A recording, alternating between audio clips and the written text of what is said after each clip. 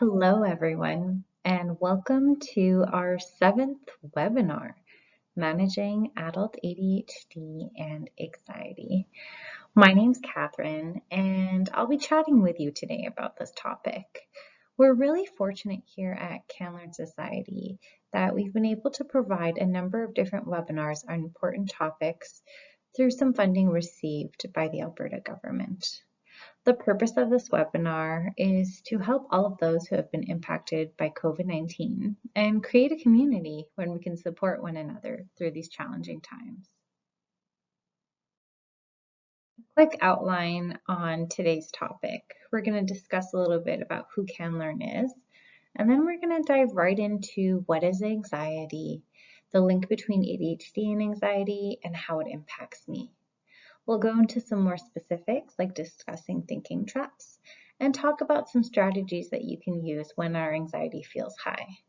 Finally, we'll discuss some community resources, websites, and applications that we can use to help manage our anxiety.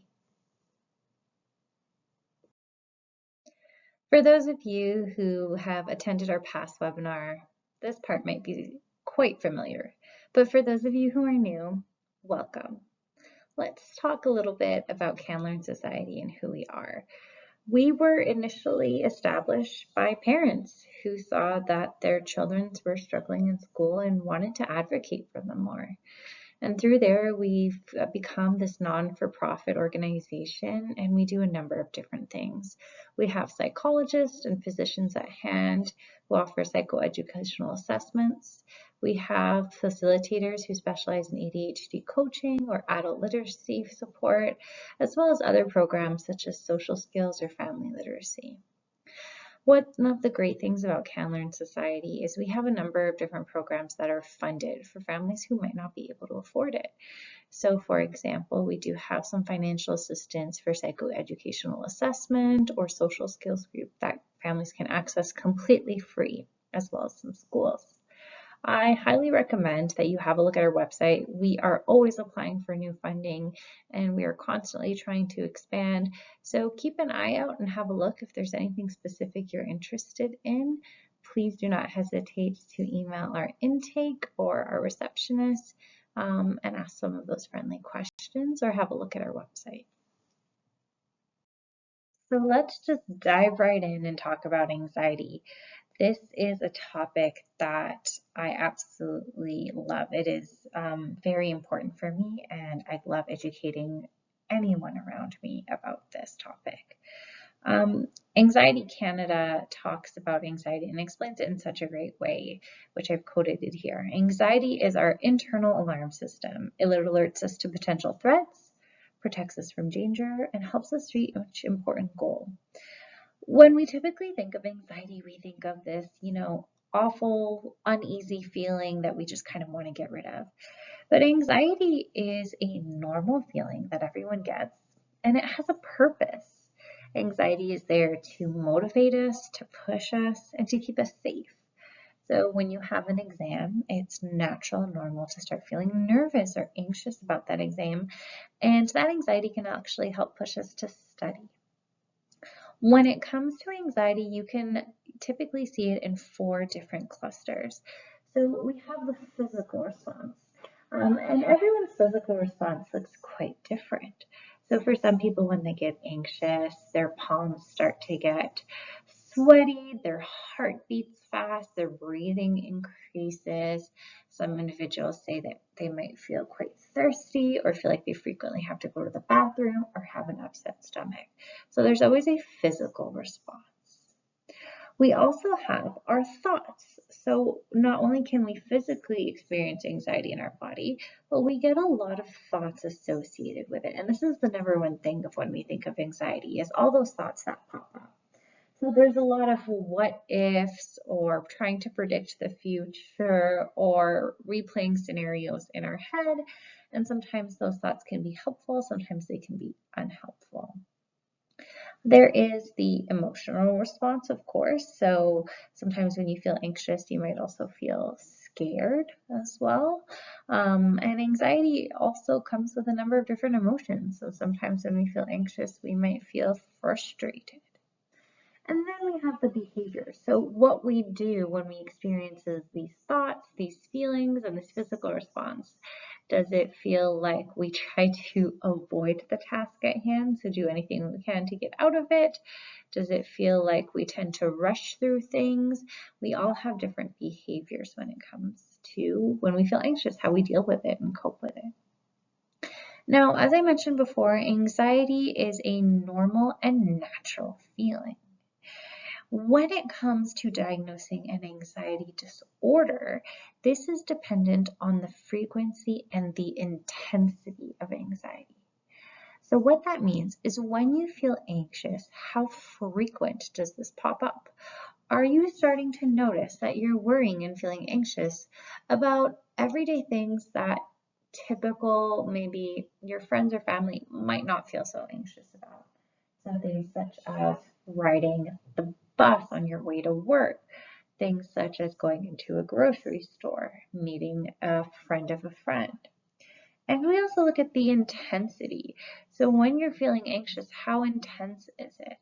As we mentioned before, anxiety is a good thing. It can push and motivate you. But if you feel super anxious, it could also stop you from being your best. So I'm going to use the example again of our exam. A little bit of anxiety helps motivate us to study. But when that anxiety is heightened, it can almost freeze and kind of block our brain for taking in the information, or when it comes to the test, actually remembering what we study. So when it comes to diagnosing with an anxiety disorder, a specialist will look at how anxiety is impacting you and if it's stopping you in participating in everyday life activities. So if it is impacting your schooling, your academic performances, your ability to take tests or give presentations, is it impacting your work, so your ability to go to work on time, to deal with stressful situations or customers? Is it impacting your family? Is it impacting any aspect of your life? That is when we decide to diagnose with a disorder versus our general regular anxiety that everyone kind of deals with. An important thing to know about anxiety is it doesn't usually come alone. Anxiety is often comorbid, which means that individuals often will be diagnosed with multiple disorders, not just anxiety. And a common one that we need to discuss is ADHD and anxiety. Attitude Magazine is this amazing website that has great articles about ADHD and mental health. And in one of their articles, they discuss the link between ADHD and anxiety. And I want to quote part of that article. They said, the nature of ADHD often makes day-to-day life stressful, creating situations and environments fraught with uncertainty, which is anxiety's primary fuel. Research has shown that individuals with ADHD are 50% more likely to have anxiety and be diagnosed with a disorder. And the reason behind that is individuals with ADHD struggle with executive functioning. Executive functioning includes time management, organization, sometimes poor working memory, struggling with making often impulsive decisions, struggling with problem solving, and regulating emotions.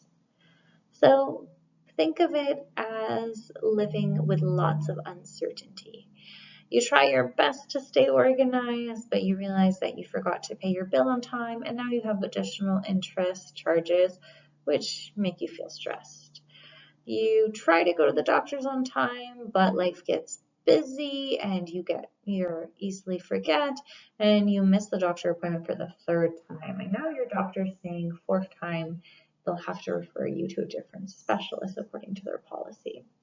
And these are just simple things that people with ADHD have to deal with that can cause a lot of stress and uncertainty. And when you add things like COVID-19, has that just thrown everything out the window for us? As humans, we like routine, we like knowing what to expect, we like simplicity, we like to know our options. And with COVID-19, we haven't had anything remotely close to that. We're even uncertain of the rules. 1 month we're wearing a mask, the next we're not, and now we're back to it. And it causes a lot of confusion. Are we going in lockdown? Are we not? What are the rules? We don't know. They're constantly changing. Am I allowed to go to a restaurant? Are restaurants closed? Do I need a COVID-19 vaccination pass right now? And all of that creates uncertainty, creates this chaos, which is what fuels anxiety. Anxiety is often also misdiagnosed. ADHD and anxiety can look very similar. So think of it like this.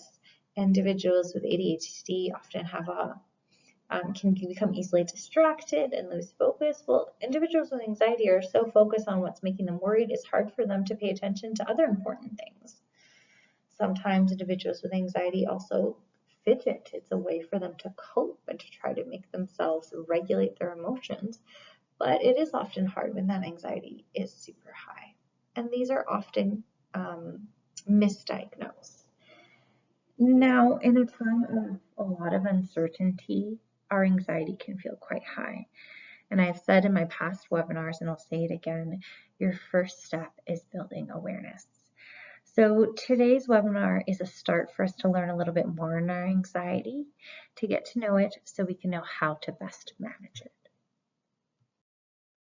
So what is anxiety? Let's talk about it. Let's talk about what that actually is, because a lot of times we just say, oh, it's this uneasy feeling, or it's when I worry or when I feel nervous, but we never actually talk about what it is. This is something that I wish I knew growing up. This is something that I am now educating children in elementary and teenagers and adults on, because I think it is extremely important to understand the biological basis of our brain. Anxiety, as I said before, is a normal emotion. And when we look at our brain, in the back of our brain, we have a small area called the amygdala. And that amygdala is in charge of our emotions. Now, back in our caveman days, this was extremely important because one of the emotions that was in charge of was fear, and that was part of keeping us safe. So you're walking down in the woods, you see a bear, your amygdala fires. It says, we feel scared, we feel worried, we need to stay safe, and it activates your body to get ready to fight whatever danger is around you. Now, there are different ways that we can deal with danger. We can fight it, we can flight, which is run away from it, we can freeze, so be extra quiet and small and hope that the bear passes by us. And a new one that research has added into this is a fawn, which is people pleasing. Now, our body wants to keep us safe. And even though we don't deal with things like bears or dangerous animals, our brain doesn't know that. And it can't tell the difference between a big exam. It can't tell the difference between a big project that you have to do at work or being in a fight with your significant other. All of these things feel stressful and they activate your amygdala, which says, oh my goodness, we are in danger. We need to stay safe. So your amygdala will activate fight, flight, freeze, or fawn in order to deal with the problem. So maybe it is that when you are in an intense argument with somebody, you tend to freeze because you become overwhelmed. Maybe when you get in an intense argument, you tend to get actually quite aggressive and fight back. Those are all responses because our body, again, thinks it's dealing with a bear. It doesn't realize that we are just in an argument with somebody else.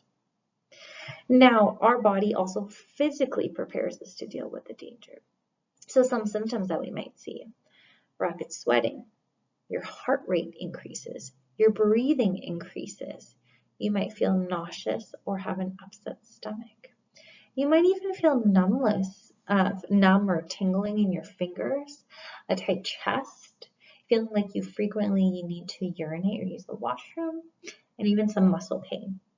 And the reason behind these symptoms is, again, your body is getting you ready for battle. When our body feels that it's in danger, it sends our blood and oxygen to the most important organs, which is our heart and our lungs. Our heart's pumping blood, trying to get as much as it can. Our breathing is increasing. But things like our stomach, not so important. Our fingers, not so important as well.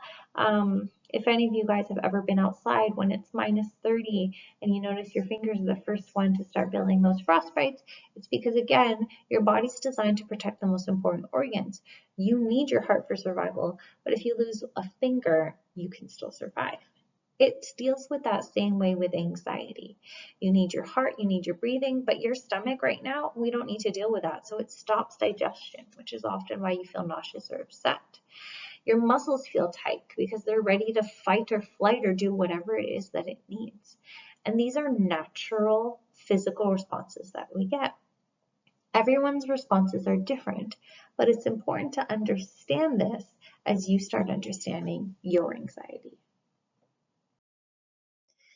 Now, as I mentioned before, we don't only just get physical responses. There are a number of different areas that impact us when it comes to anxiety. So yes, we get those physical responses when we are anxious, but there might be some other things, like you might find yourself more irritable, more fatigued, having a hard time focusing, or feeling fidgety. These are other responses that you might notice in your body. Because again, your body's trying to keep you safe and it's conserving its energy for a big fight or flight or freeze, but it's not worried about remembering what your teacher is telling you right now.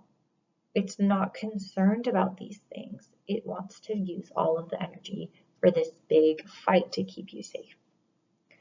With that comes our brain. When our amygdala is activated, it doesn't think clearly.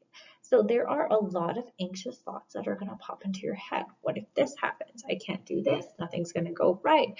I know that this person's going to say this. I know that I won't be able to finish this in time. Because our mind is so focused on keeping us safe, it's not thinking clearly. And with that comes our behaviors, how we act to try to deal with the situation. So there's 3 primary behaviors that you can notice when it comes to anxiety. There is the safety one. So you end up only doing things that you know you are comfortable with or feeling safe. So this could look like individuals who only meet with friends that they know. They refuse to meet new people because they feel uncomfortable. Only driving roads that you are familiar with, refusing to go to a new road or to a new place. Sitting next to the exit or going to the bathroom at new places because that is the area you feel the most comfortable with. Next, we have escape. So because we're feeling super duper anxious, our body wants to keep us safe, but there is always the behavior of escape when that anxiety arises. So leaving halfway through a hangout with new friends because you're feeling super anxious, feeling overwhelmed while you're doing a homework assignment or a test so you're not completing all the answers or all the tasks, or even sometimes asking someone to take it over for you because you're feeling so overwhelmed. And then there's avoidant, which is a very common one. So altogether, trying to avoid the situation, skipping class, presentations, canceling last minute on interviews, or calling in sick because your anxiety is super high and you feel like if you go there, a disaster is about to happen. So you feel better just kind of staying at home or avoiding the task completely. Now, one of the reasons that I'm discussing the different aspects when it comes to anxiety is a common way to treat anxiety is through a CBT model, which is a cognitive behavioral triangle. This model explains how our thoughts, feelings, and actions are all related and impact us. This model talks about how you can have 2 people in a room and they both have the same event that occurs for them, but they both experience it differently depending on their thoughts, feelings, and actions. So think of bringing 2 teenagers in a big amusement park with a roller coaster. And you have the one teenager who's super excited, they're laughing, they're screaming on the roller coaster. And you have the other one who is super worried, who's closing their eyes shut tight and holding their breath and hoping it will be over. Same roller coaster, different experience. So our thoughts, feelings, and actions are all related and all impact one another. A common example that I give when I teach children is let's pretend that your mom and dad were late picking you up from school. This is a scenario that I often dealt with. And as a child, my number one thought that popped up is, oh my goodness, they're in a car accident. Something bad happened. Well, because I have that thought, I often feel scared, worried, anxious, overwhelmed. And my action is often I used to cry. I would pick up the phone and try on my parents 6 or 7 times, and then they wouldn't answer. So again, that pushes more thoughts. They're definitely in a car accident. And now I'm feeling even more overwhelmed and worried. And now I'm pacing back and forth, crying, and then so forth. The cycle continues. You can have the same situation. Mom and dad are late picking me up from work. But if my thought was, oh, there must be some traffic. Feelings, a little annoyed, well, not too bad. Actions, I'm going to go draw or watch TV, or, if I'm at school, I'm going to go draw, read a book, and wait until they come back. Our thoughts, feelings, and actions are all related. And when it comes to anxiety, we get quite a large amount of anxious thoughts, and those really do impact our feelings and our behavior. And it's important to break that cycle. And that's one of the common things they talk about in CBT when we're looking at managing our anxiety. So let's talk a little bit about thoughts. There are some common thinking traps that we get stuck in. Everybody does this. And as I explain these one by one, you might start laughing or you might start saying, wow, this is really speaking to me. I do this one quite often. Or, hey, I actually do multiples. And it is very normal. Thinking traps are those negative thoughts that we get that are often unrealistic and they often are unhelpful and drive our anxiety up instead of helping us cope with the situation. So there's 9 that I want to talk about. The first one is fortune telling. Fortune telling is when your mind says it knows exactly what the future holds. I will fail this test. Oh, I'm going to get fired tomorrow. I am definitely going to go into a lockdown in the next 2 days because our COVID numbers have been going up. The problem with fortune telling is, as much as we like to believe it, we can't actually predict the future. We don't know what's going to happen. And when we are fortune telling, we're often focusing on the negative, sometimes the worst case scenarios, and we're so fixated on it that it ends up stopping us from doing other things. With that comes overgeneralization. So our second thinking trap is what I call a never or always. So I'm never going to get this right. I'm always failing at this. And believing that things are always going to be one-sided or the other. So overgeneralization, I often see this in relationships. You never listen to me. You're always ignoring my calls. You're always late. You never help out with the chores, and you're pushing things to one extreme or the other. And that's dangerous. Telling someone that they never listen to you or they never care, that's a really big statement. And we know that things aren't always so black or white. Things aren't always never or always, but our mind likes to push it to all these extremes. And yes, that can be very dangerous because then we tend to forget about that middle ground, about the times where our partner did listen to us and did care for us. And with that comes this negative feeling and association. We also have overestimating danger. So you're always thinking that something extremely dangerous is going to happen in whatever situation you're in. Oh, we're going to go for a car ride. I just know that the car is going to break down. I just know it's winter and the wheels are going to slide and I'm going to get in a car accident. Or I know if I go on this presentation, I will faint. And you overestimate the danger around you. There's this amazing course I took on anxiety, and it talked about anxieties when we overestimate the risk and underestimate our resources. And that's exactly what this negative thought is thinking that you're not going to be able to handle the situation and there's so much danger around you. If I go for an interview, I'm going to just freeze and faint and I won't be able to say the right things. I mean, we end up underestimating our abilities and what we have. Black and white thinking, this is kind of similar to the never always, but this is thinking that things are always going to be either one way or another. We never think of it kind of in the middle. So either I'm always going to fail, or I always am going to, or my friends are always succeeding and I'm always failing.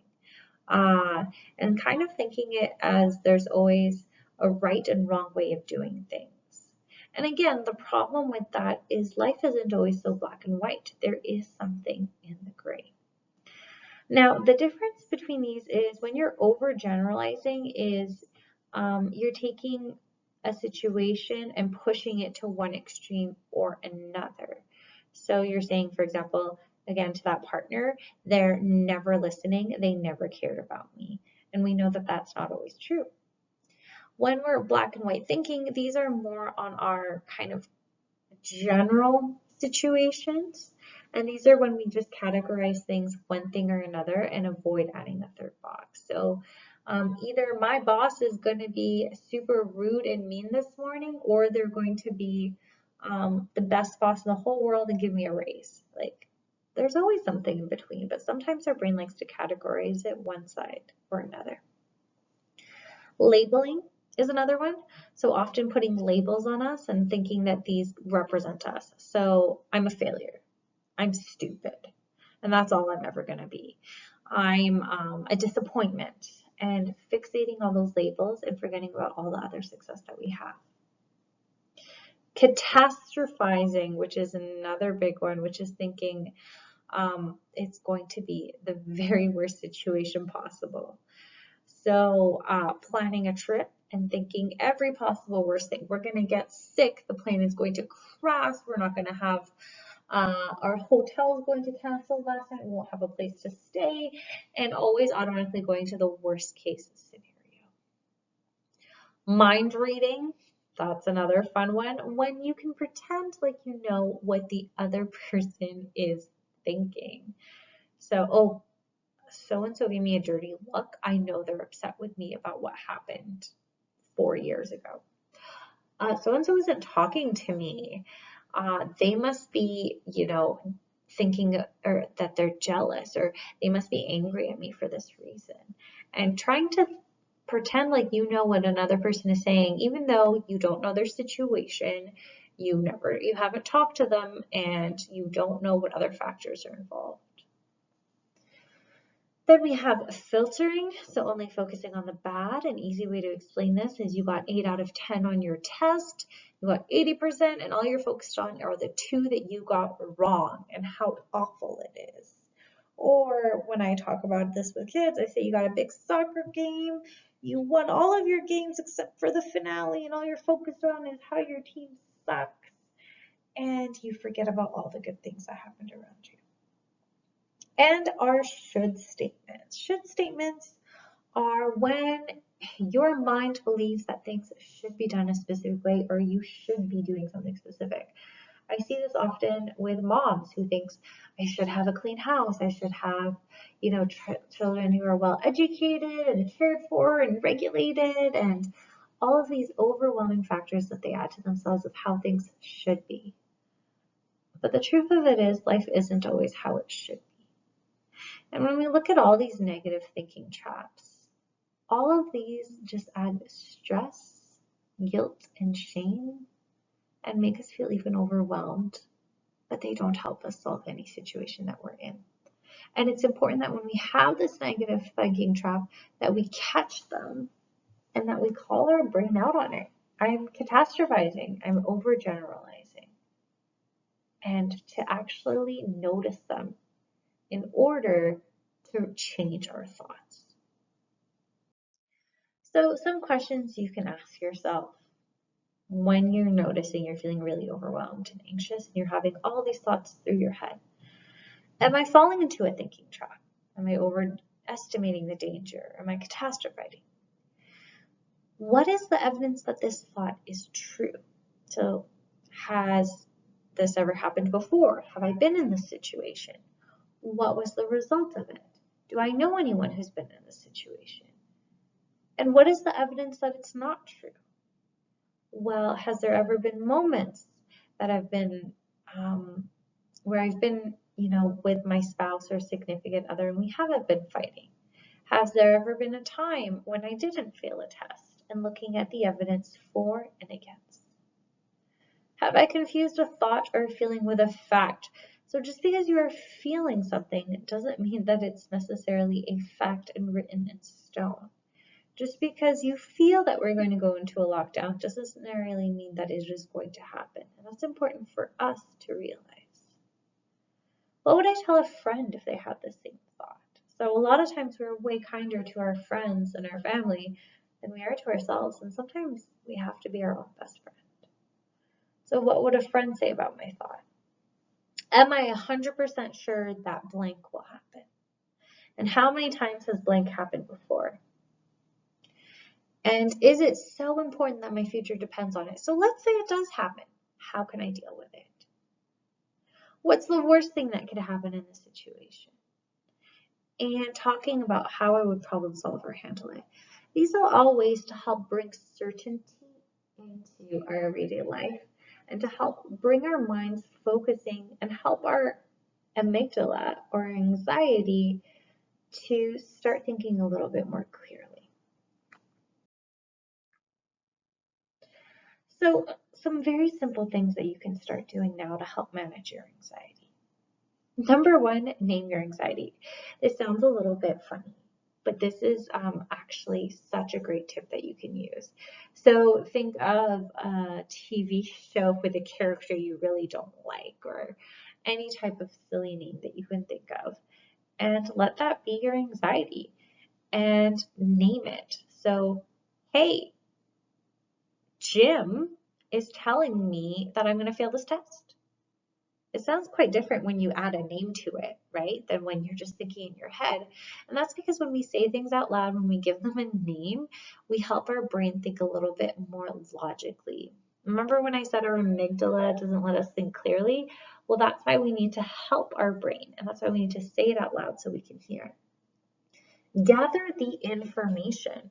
So one of the things is some people think, oh, if I have a negative thought, I just have to fight it with a positive thought. And that's not necessarily true, right? When you're having a bad day and someone tells you, just think positively, that doesn't take your anxiety away. But what we want to do is we want to be able to gather the evidence and information to help us notice and think about it clearly and allow us to see, is this a thinking trap? Do I have evidence for it? Or is my mind over exaggerating or catastrophizing? If you are an individual who tends to worry quite a bit, set a worry time in your day. So set 15 minutes at night where you can just worry about whatever it is that you want for those 15 minutes.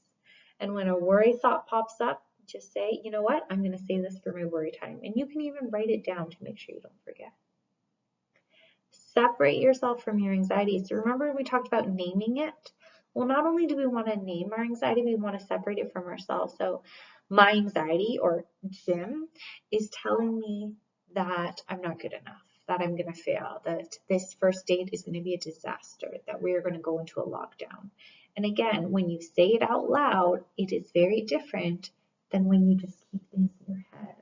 That's why a lot of times people will encourage you to write down your thoughts because, again, they help us make sense of it and clarify it, and it helps us to deal with it in a more calm manner. So now we're building the awareness of the different types of the negative traps we can have, how our anxiety impacts us. It's important to understand your triggers. And one great way that I like to do this is with a who, what, where, when, why. So get to know your anxiety. So is it impacted by specific people around you? And that might give you some information on like the friendships and relationships you have. So how do you feel when you're around these friends or around these people? How do you feel when they're gone? Does your anxiety increase or decrease? What do you do to reduce your anxiety, and does it work? So are you avoiding situations? Remember we talked about the escape, safety, and avoidance. What are you doing to manage your anxiety, and is it a helpful way of coping with it?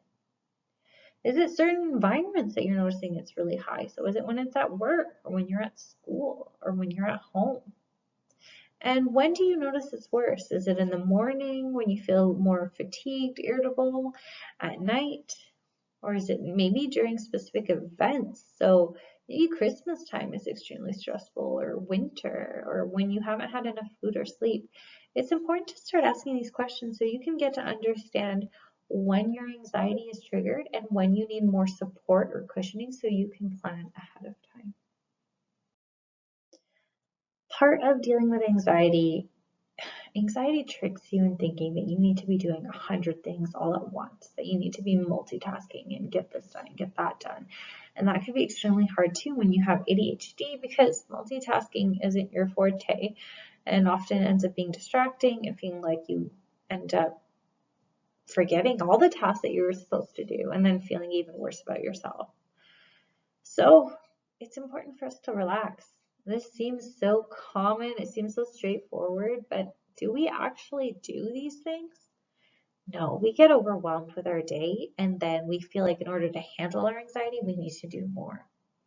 And it doesn't always feel quite natural to stop and take a break, but these are things that we need to help regulate our body. And everyone relaxes differently.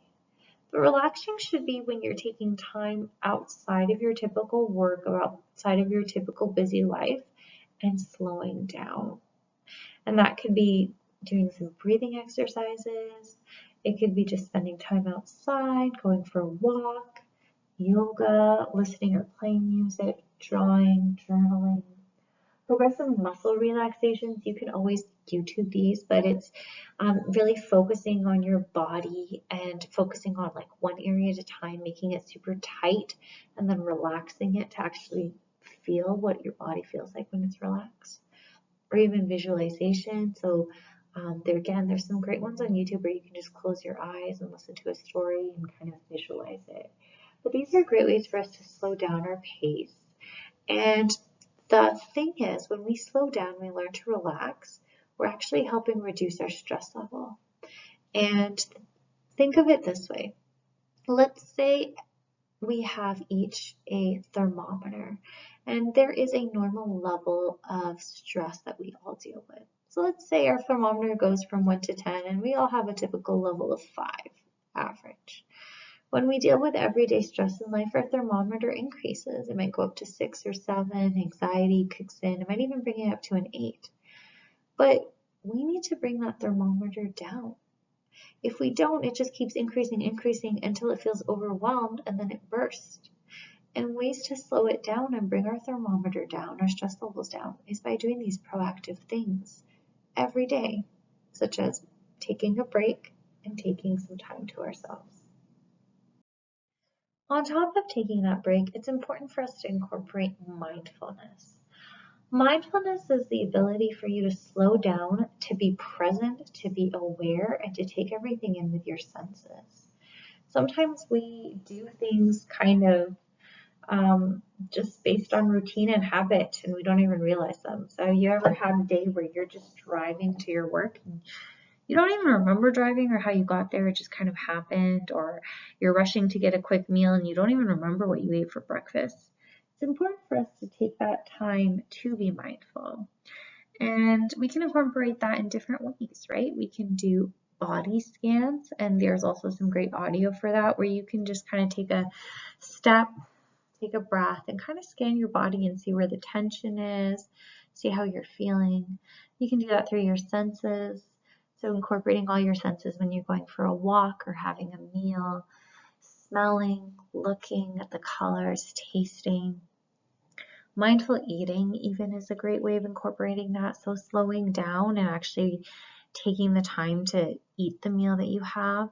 Some people will, switch their fork to their non-dominant hand to help slow that down. And just using our STOP method, which is stop, take a break, observe, and plan when we're feeling overwhelmed, to just really help us realize the situation and to be present in the moment. Life is stressful. And this year and the last year has been extremely stressful with COVID. And sometimes our family and our friends might not understand what's going on around us. So it's important that as you're managing your anxiety, that you're also communicating with your family. So plan ahead once you understand your triggers. If you realize Christmas time is really stressful because there's a lot of people going around or there's stress for buying gifts and it feels overwhelming, make a plan ahead, right? How are you going to organize that for buying that time for buying gifts? Or are you going to start now in October? Or are you going to talk about it with someone that you trust on how you can manage that? If you know that, for example, there's a specific time of the year that feels extra stressful, maybe you're an accountant and during tax seasons it gets really busy, plan ahead to manage that anxiety. Simple things like taking care of your mental health and your physical health. Have meals already prepped and ready to go, so at least you're getting the right nutrition. Make sure that you're getting enough sleep during the stressful times because you know you're going to be more on edge. And have open communication with the ones around you and the ones you care about. This is a really stressful time for me, or I'm feeling really anxious and overwhelmed. And this is how I need you to support me. Some people don't know what exactly you need because everyone's different. Some people like to be alone and they need space, and people want you to be present. So talk about that and be open, as hard as it is. And create boundaries. Relationships sometimes need those boundaries, and it's okay for you to take that step back and say, I understand that you need my help and you're going through a lot. This is a very stressful time for me as well. And in order for me to help you, I just need a couple hours to myself, or I need this week off, and I'll call you next week so we can plan whatever it is that we need. Understand that your best looks different every day. That's a really important one because we feel like we always need to achieve 100 and 150 and beat our last score and our last goal. And our energy is different every day. Our mental health is different. Even the way we look, right? Our hair looks different. So it's important to understand that some days aren't going to always feel your best, and that's okay. Your best looks different every day. And take a break and step away when needed. Again, anxiety makes you feel like you need to multitask and do 100 things at once, and it's okay to take that break. And you don't need to take that break so you can be more productive the next day. You just need to take that break for yourself.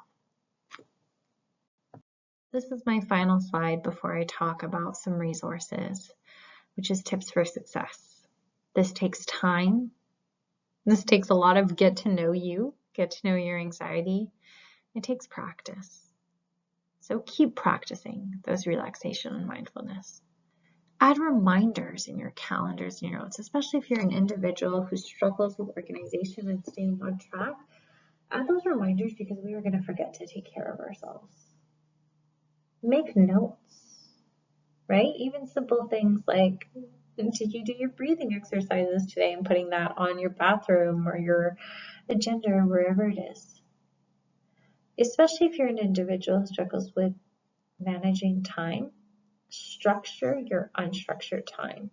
So if you're an individual who easily gets overwhelmed or distracted when there's so much to do, and you have a full day off and you're like, yeah, I'm going to get so much done. I'm going to cut the grass. I'm going to clean. I'm going to cook. I'm going to do this. And you find yourself that you did nothing all day. Well, that's because you didn't structure and plan ahead. We need that structure. We're comfortable with routine. We're comfortable with structure. So start building that. And plan ahead. Plan the time that you're going to cook. Plan the time you're going to cut the grass. Because if you just say, I'm going to get it done, we often get busy with other things. Organize your physical space. We actually feel a lot calmer when our environment around us is clean, tidier and organized. This doesn't mean that things have to be clean with nothing out of place. It just means that it needs to be a space where you feel calm and you feel organized. Exercise. Exercise is so important for our mental health. It's so important for our anxiety. So much research has been done to show how important this is. And exercise, again, looks different every day. One day it could be a run, the next could be a walk, but keep your body moving. And seek out additional help if needed. If you feel like your support system isn't enough, if you feel like your anxiety is stopping you from being your best, there is no shame in seeking out additional support. There is no shame in seeing a counselor for a couple of sessions, or even just calling a counselor on the phone. It doesn't have to be always face to face or in person, but having someone that you can talk to and discuss. This is so important because there are times where our stress levels are higher and our anxiety is higher, and we do need that additional support, and that is okay. These last final slides I'm going to leave with you to go through one by one. We talk about a number of different resources that you can use. So we have some community resources that we talked about. Here at Can Learn Society, we offer counseling. This is something new that we just added this year. And if you feel you need that additional support, I highly recommend for you to call our intake or email our intake receptionist and receive some additional information from them about our counseling services. We offer different specialization and different age range, so if this is something that you need some support with, please do not hesitate to call or email. We've also provided additional counseling companies or areas if you feel that Can Learn might not quite be the right fit for you. There are definitely some other sources that you can go to. For those of you who might need some additional support with ADHD, and your ADHD and anxiety are strongly linked, we have ADHD coaching at Can Learn Society as well, and we do have some financial assistance if this is something you cannot afford. Now, I've provided you some websites, some articles for you to go through, and a couple of applications for you to download. The one that I definitely recommend is Rooted.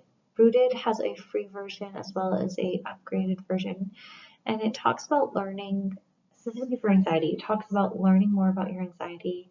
If you're someone who deals with panic attacks, it actually has a specific area that helps you step-by-step guides you while you're going through a panic attack. And it also has areas about breathing and mindfulness, so I highly recommend that you download that one, but I've also provided you some other great resources on there as well. I understand that this is such a stressful time, and one webinar cannot explain anxiety. This is such a big topic. However, I hope that there are a couple of steps that we can take together as a community to understand anxiety better, to support others, and to support ourselves as we go through this time.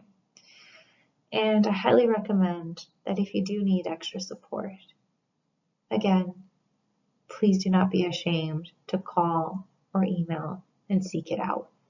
Because no matter who you are, anxiety does not discriminate, and there are always a time that are more stressful than others. If you had any specific questions about the groups that I mentioned, I've also provided our coordinator's email. Her name is Jamie, who you can chat with, as well as my email if you had any questions at the very end of the slide. Thank you so much for being a part of our webinars, and I'll see you at the next one. Take care.